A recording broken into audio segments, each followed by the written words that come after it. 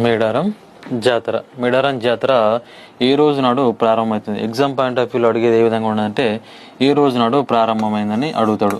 మాఘశుద్ధ పౌర్ణమి. మాఘశుద్ధ పౌర్ణమి.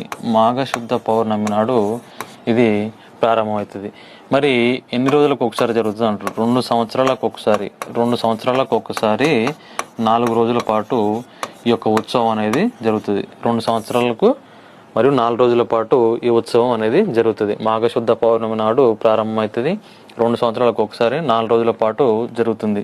మరి ఈ మేడారం జాతరకున్న బిరుదులు తెలంగాణ కుంభమేళా. తెలంగాణ కుంభమేళాగా పేర్కొంటారు. తెలంగాణ కుంభమేళాగా పేర్కొంటారు. చూడండి, తెలంగాణ ప్రాంతంలో గిరిజనులు జరుపుకునే ప్రధాన పండుగలు ఏంటంటే కోయ తెగ వాళ్ళు జరుపుకునేదేమో మేడారం, నెక్స్ట్ గోండు వాళ్ళు జరుపుకునేదేమో నాగోబా, అది మెస్రాం వంశీయులు గోండు తెగ వాళ్ళు జరుపుకుంటారు ఆదిలాబాద్, అది నాగోబా జాతర. ఇదేమో మేడారం జాతర. కోయ తెగ వాళ్ళు దీన్ని జరుపుకుంటారు ఎక్కువ గిరిజన. తెలంగాణ కుంభమేళా అంటారు. యునెస్కో ప్రకారం దేశంలో అతిపెద్ద గిరిజన జాతర. అతిపెద్ద గిరిజన జాతరగా గుర్తుంచుకోవాలి. రెండవ కుంభమేళా. తెలంగాణ కుంభమేళా అంటారు. దేశంలో రెండవ అతిపెద్ద జాతర కూడా ఏంటంటే మన యొక్క మేడారం జాతర. ఫస్ట్ అంటే కుంభమేళాగా గుర్తుంచుకోవాలి. మరియు అతిపెద్ద గిరిజన జాతరగా కూడా మేడారం జాతరను పేర్కొంటారు.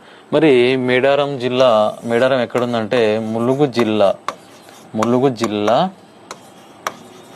తాడ్వాయి మండలం.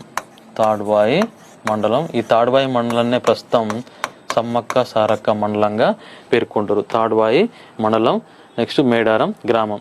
మరి ఈ ములుగు మేడారంకి ఎక్కడి నుంచి వస్తారంటే మనకు దాదాపు దేశంలోని ఇతర రాష్ట్రాల నుంచి ఎక్కువగా ఛత్తీస్గఢ్, నెక్స్ట్ మహారాష్ట్ర, కర్ణాటక,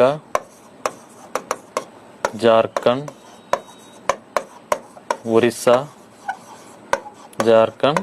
ఒరిస్సా, ఇట్లా వివిధ రాష్ట్రాల నుంచి ఈ జాతరకు ఇతర గిరిజనుల కంటే ఎక్కువగా గిరిజనేతరులే ఈ సమ్మక్క సారక్క జాతరకు వస్తుంటారు.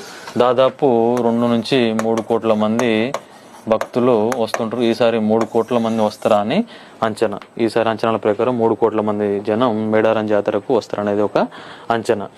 ఇదొక అంశం. ఎగ్జామ్ పాయింట్ ఆఫ్ వ్యూలో అడిగితే మాఘశుద్ధ పౌర్ణమి నాడు ప్రారంభమవుతుందని చెప్పి 2 సంవత్సరాలకు ఒకసారి 4 రోజులు. నెక్స్ట్ తెలంగాణ కుంభం